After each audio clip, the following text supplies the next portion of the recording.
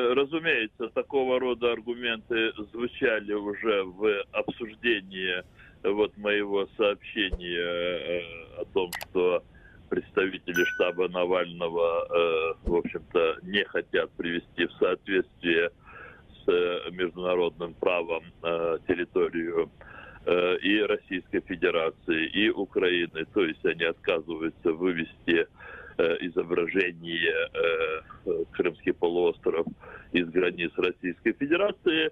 Такие соображения о том, что не нашел бы ты, Рифат Чубаров, другое, более удачное время, когда Навальный в тюрьме, почему надо помогать Путину расправляться с Навальным. Подобного рода аргументы, в общем-то, в мой адрес они звучали.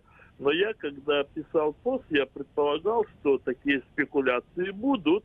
И поэтому, в общем-то, в моем посте там была одна мысль, ради которой, собственно, я его и написал. И оно было сформулировано вот таким образом.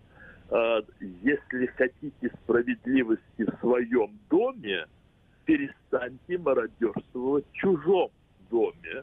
Вот мало кто из российской оппозиции обратил на это внимание, вернее, они на это как раз и обратили внимание, и это, в общем-то, их очень сильно и достает, и они уходят от ответа на этот вопрос, потому что надо честно признать, что значительная часть российской оппозиции, видите, я сказал значительная часть российской оппозиции, хотя по большому счету, кроме движения Навального, сейчас иной такой конструированной оппозиции в Крыму, в России, извините, в России незаметно, но и это движение Навального, оно пытается, в принципе, как и Путин, против которого они выступают, это движение Навального пытается использовать крымскую тему сознательно ради привлечения симпатий российских граждан. И это печально.